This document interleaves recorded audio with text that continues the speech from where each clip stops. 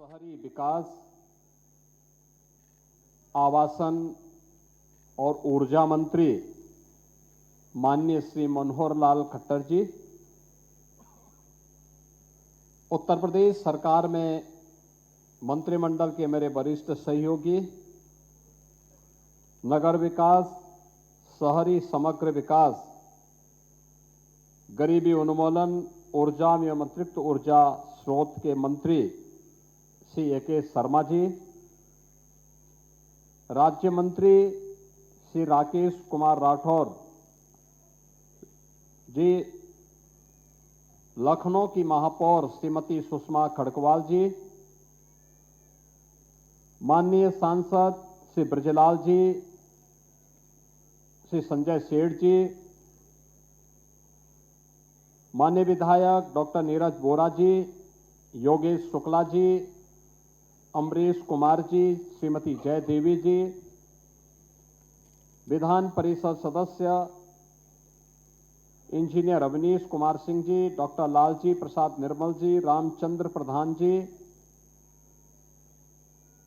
आज के इस समारोह में उपस्थित नगर विकास से जुड़े हुए सभी अधिकारीगण, विभिन्न जनपदों से जुड़े हुए हमारे माननीय जनप्रतिनिधिगण, उपस्थित लाभार्थीगण और बहनों और भाइयों, मैं सबसे पहले आदरणीय प्रधानमंत्री जी के प्रति आभार व्यक्त करते हुए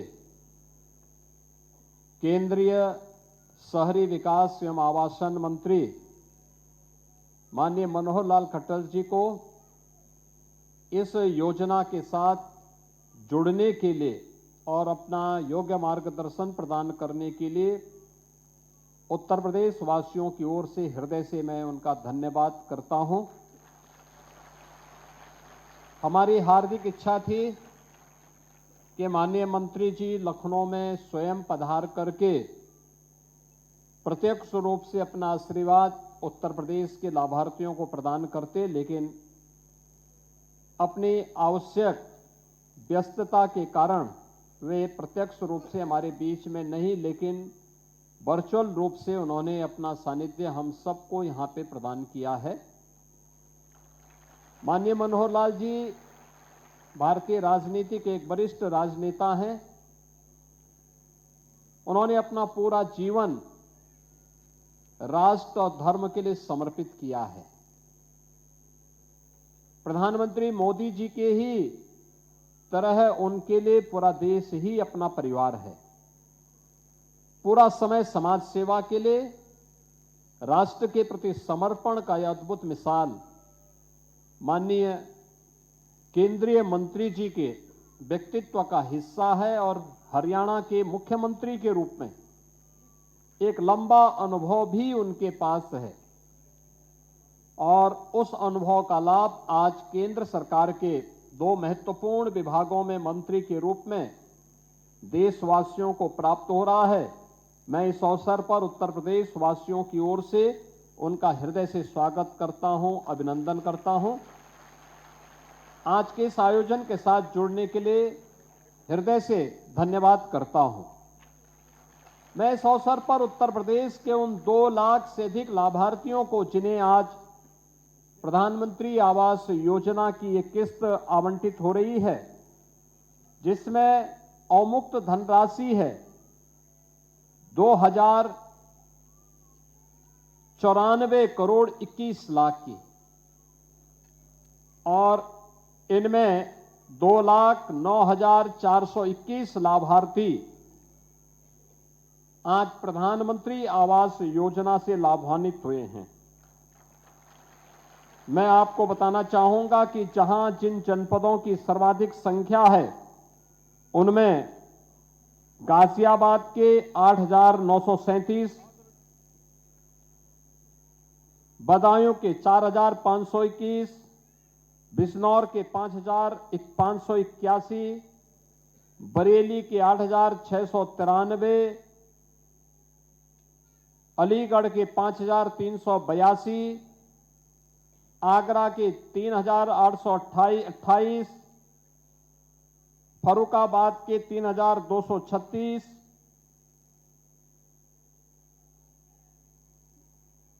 बुलंदशहर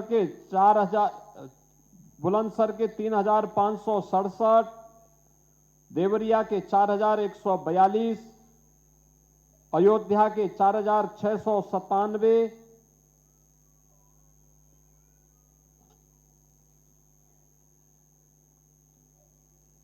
गोरखपुर के 7,142,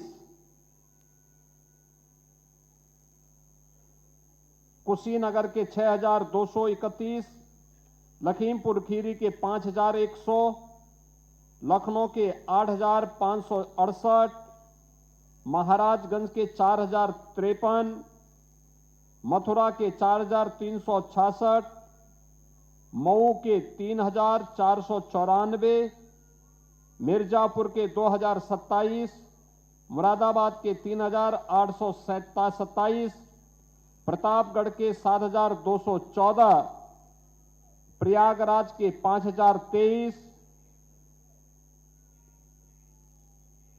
उन्नाव के 3,140, वाराणसी के 3,294, यानी कुल 2,09,421 लाभार्थियों के खाते में आज यह धनराशि यहां पर प्रथम किस्त के रूप में उन्मुक्त हुई है। यानी प्रथम किस्त में हर लाभार्थी के खाते में 1 लाख रुपया, आप जैसे 75% काम करेंगे फिर 1 लाख रुपए की किस्त आपके अकाउंट में आ जाएगी।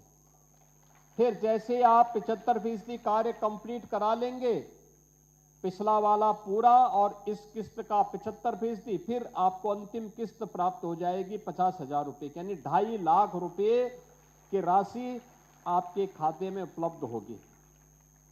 बहनों और भाइयों, अगर देखा जाए तो पिछले 8.25 वर्ष के अंदर उत्तर प्रदेश के अंदर हम लोगों ने अब तक 60 लाख से अधिक लाभार्थियों को ग्रामीण और शहरी क्षेत्र में प्रधानमंत्री आवास योजना का लाभ दिया है और उनमें 2 लाख और आज जुड़ रहे हैं।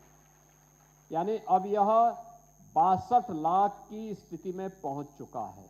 याद करिए, 62 लाख परिवार आजादी के बाद पहली बार, ये 62 लाख परिवार आजादी के बाद पहली बार अपने स्वयं के आवास की सुविधा को प्राप्त कर रहे हैं। और इसका श्रेय अगर जाता है तो प्रधानमंत्री मोदी जी के विजन को जाता है, उनके नेतृत्व को जाता है। ग्रामीण क्षेत्र में आवास के लिए पूरा पैसा प्राप्त हो, यह पहली बार हुआ। और शहरी क्षेत्र में भी आवास की सुविधा मिले, ये पहली बार हुआ, और वह भी 2.5 लाख रुपए मिले, यह पहली बार हो रहा है। हम लोगों ने 2017 से लेकर के 2025 के बीच 17,66,000 शहरी निवासियों को एक आवास उपलब्ध कराया था, और आज 2,09,421 लाभार्थियों को यह आवास की सुविधा उपलब्ध करवाई जा रही है। यानी अब यह संख्या बढ़कर के, आप स्वयं देख सकते हैं कि अब यह संख्या बढ़कर के 19,75,000 पहुंच जा रही है। 19,75,000 लाभार्थी उत्तर प्रदेश के अंदर शहरी योजना के अंदर एक आवास उपलब्ध कर रहे हैं। बहनों और भाइयों, जब अच्छी सरकारें आती हैं तो अच्छी सोच के साथ लोगों को सुविधाओं से संपन्न करती हैं। शहरी क्षेत्र में सुविधाएं बढ़ी हैं, अच्छी सड़कें हुई हैं, स्वच्छ शहर बने हैं, पेयजल की सुविधा बढ़ी है, यातायात की सुविधा बढ़ी है, स्मार्ट सिटी के लक्ष्य को प्राप्त किया गया है। पहली बार स्ट्रीट वेंडर के लिए भी पीएम स्वनिधि का लाभ प्राप्त हो रहा है, और हर जरूरतमंद के लिए एक आवास की सुविधा का लाभ। ये केवल एक आवास नहीं है, ये संपूर्ण स्वावलंबन का आधार भी है। याद करिए, हर एक व्यक्ति की अभिलाषा होती है कि मैं अपने जीवन में अपने लिए एक आवास बना लूं। हम बचपन में भी सुनते थे, रोटी, कपड़ा और मकान, यानी ये तीन आवश्यकता एक बुनियादी सुविधाओं के अंतर्गत हम बचपन से गिनते थे। रोटी रोजमर्रे की उसकी आवश्यकता का पूर्ति करता है, कपड़ा उसके दैनिक आवश्यकता की पूर्ति का माध्यम बनता है, और मकान उसके सिर को ढकने के लिए सर्दी से, गर्मी से, बरसात से, किसी भी प्रकार के सुरक्षा से उसको एक समुदाय के रूप में एक जगह एक छत के नीचे अपने परिवार के साथ वह रह सके, सुरक्षित वातावरण में रह सके, इसके लिए सुविधा उसे उसकी तमन्ना रही है। आप सोचिए, मोदी जी ने तीनों प्रकार की सुविधा उपलब्ध करवाई। रोटी के लिए हर गरीब के पास उसका राशन कार्ड, कपड़े के लिए उसे तमाम प्रकार की सुविधा देकर के मिशन रोजगार के अंतर्गत रोजगार के माध्यम से ये रोजगार अलग अलग तरीके से प्राप्त हो रहा है। स्ट्रीट वेंडर के लिए पीएम स्वनिधि योजना,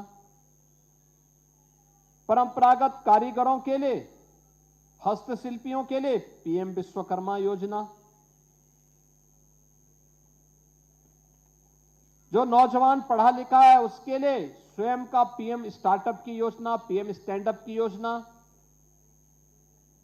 और जो थोड़ा पढ़ा लिखा है, अच्छा नौकरी रोजगार कर सकता है, पीएम स्किल की योजना, और फिर शासकीय योजनाओं में ईमानदारी के साथ उसका समायोजन हो, इसकी तमाम प्रकार की योजनाएं उसकी आवश्यकताओं की पूर्ति करता है। और मकान के लिए यह प्रधानमंत्री आवास योजना, प्रधानमंत्री आवास योजना के साथ साथ कुछ लाभार्थी ऐसे थे, कुछ समुदाय ऐसे थे जो छूते थे, उनको हमने मुख्यमंत्री आवास योजना के साथ भी उन्हें जोड़ करके उससे लाभान्वित करने का प्रयास किया।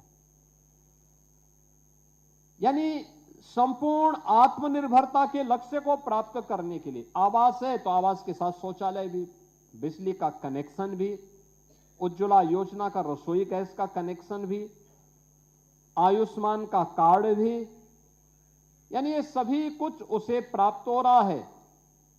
और मैं तो प्रधानमंत्री आवास योजना की पहली किस्त जब पिछली बार आवास पूर्ण होने के बाद कुछ लाभार्थियों के पास गया था, मैंने देखा था बहुत सारे परिवारों ने आर्थिक स्वावलंबन का एक मॉडल खड़ा किया था। जैसे अयोध्या में मैं गया था एक आवास के पास, और परिवार बड़ा भावुक था।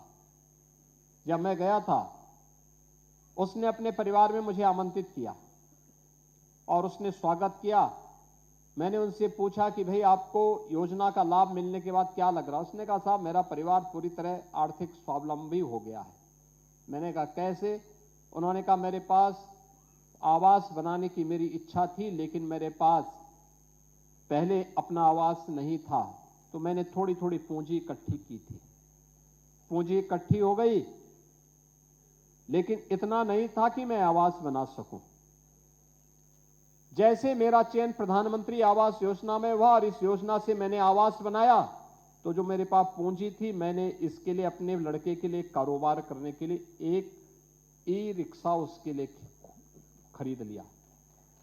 अब मेरे पास एक निश्चित आय हो गई है कि हर दिन मेरा बेटा 1,000 रुपया कमाता है, यानी 30,000 रुपये हर मंथ मेरे घर में एक आय का जरिया हो गया है। मेरा परिवार अब आर्थिक रूप से स्वावलंबी हो गया है। ये अयोध्या के एक अनुसूचित जाति के उस परिवार की कहानी है जो पहले दर दर की ठोकर भटकता था, अपना आवास नहीं था, लेकिन आज उसके पास अपना आवास है। आवास के साथ साथ आर्थिक स्वावलंबन का आधार भी बना है। ऐसे ही मैं सोनभद्र में गया था एक परिवार के पास। मैंने देखा कि उसके पास आवास की सुविधा जब नहीं थी, तब वह परिवार दर दर की ठोकरें खाता था, ठेला खोमचा लगाता था। आवास प्राप्त होने के बाद वही परिवार, मैंने देखा कि उस परिवार की महिला लाभार्थी को आवास की सुविधा प्राप्त हुई थी।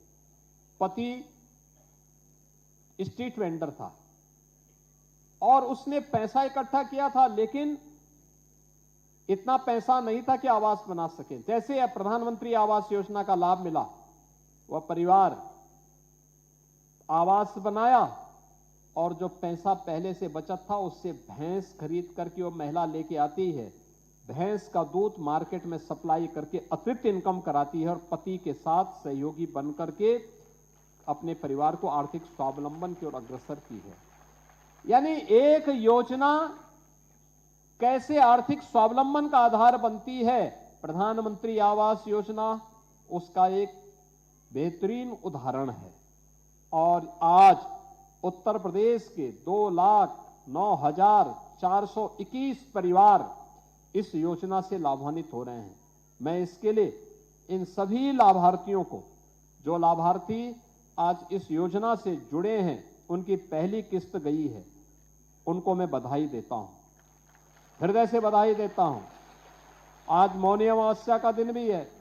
आप याद करिए, प्रयागराज में 4 करोड़ श्रद्धालु अब तक स्नान कर चुके हैं। मां गंगा, मां यमुना और मां सरस्वती की पावन त्रिवेणी में 4 करोड़ लोग स्नान कर चुके हैं। वहां अयोध्या जी में भीड़ थी, काशी में भीड़ थी, गढ़मुक्तेश्वर में भीड़ थी, बिठूर में भीड़ थी और पवित्र स्थल पर भारी संख्या में लोग सर्दी की परवाह के बगैर, शीतलहरी की परवाह के बगैर स्नान का लाभ ले रहे हैं, पवित्र स्नान का लाभ ले रहे हैं। और यहां पर मोदी जी के द्वारा आपको आवास की सुविधा देकर के इस पर्व और त्योहार को और भी अच्छा बनाने का काम हुआ है। और इसलिए मैं इन सभी 2,09,494 परिवारों को आग्रह करूंगा, मोदी जी को एक एक कार्ड जरूर लिखिए धन्यवाद का। दूसरा, सभी अधिकारियों से मेरा यह आग्रह होगा, नगर विकास से जुड़े हुए जो भी नगर निकाय हैं, उन सभी नगर निकायों से कि नोडल अधिकारी तैनात करते हुए ये सुनिश्चित करें कि किसी भी लाभार्थी के साथ किसी भी स्तर पर चीटिंग न हो, सस्ते में उन्हें आवास के लिए मटेरियल प्राप्त हो, समय पे हो और कोई भी उनके कार्य में हस्तक्षेप न हो, बल्कि ये पैसा जिस उद्देश्य के लिए इन्हें उपलब्ध कराया गया वो आवास समयबद्ध तरीके से इनका प्राप्त हो और दूसरी किस्त भी समय पे उन्हें उपलब्ध हो जाए। इसका वेरिफिकेशन समय के अंदर तैयार करके हमें आगे बढ़ना होगा, जिससे अब इसके बाद जो दूसरे चरण में फिर और लोगों को हमें धनराशि उपलब्ध करवानी होगी तो उनको भी हम इस योजना से लाभान्वित कर पाएंगे। आज हमारे शहर स्मार्ट सिटी के लक्ष्य को प्राप्त कर रहे हैं, नए नए नगर निकाय बन रहे हैं, नए नए शहर बन रहे हैं, हर प्रकार की सुविधाओं का लाभ मिल रहा है। और स्वच्छ भारत मिशन ने तो स्वच्छता की एक नई क्रांति लाई है। लोगों ने स्वच्छ रहने को अपने जीवन का हिस्सा बनाया है, तो परिणाम क्या है? तमाम प्रकार की बीमारियां अपने आप दूर गई। देखो, सरकार ने माफिया को दूर किया, आपने गंदगी को दूर किया, उत्तर प्रदेश तेजी के साथ आगे बढ़ गया और यही परिवर्तन का आधार बनता है, यही परिवर्तन है। और इस परिवर्तन के लिए मैं आप सबको बधाई देता हूं। आप सभी इन योजनाओं से लाभान्वित हों, विकास की प्रक्रिया से आप सब जुड़ेंगे, इस विश्वास के साथ मैं एक बार फिर से इन सभी लाभार्थियों की प्रति हृदय से बधाई देता हूं। माननीय केंद्रीय मंत्री माननीय श्री मनोहर लाल खट्टर जी के प्रति हृदय से धन्यवाद देता हूं। आदरणीय प्रधानमंत्री जी के प्रति आभार व्यक्त करते हुए आप सभी को हृदय से अपनी शुभकामनाएं देता हूं और विश्वास करता हूं कि समयबद्ध तरीके से आवास का निर्माण का कार्य प्रारंभ करते हुए आप सभी लोग अपना आवास बनाएंगे और इसमें खुशहाली का लाभ लेकर के उसके ऊपर प्रधानमंत्री आवास योजना शहरी 2 जरूर लिखवाएगा। इस विश्वास के साथ मेरी मंगलमय शुभकामनाएं हैं। धन्यवाद। जय हिंद।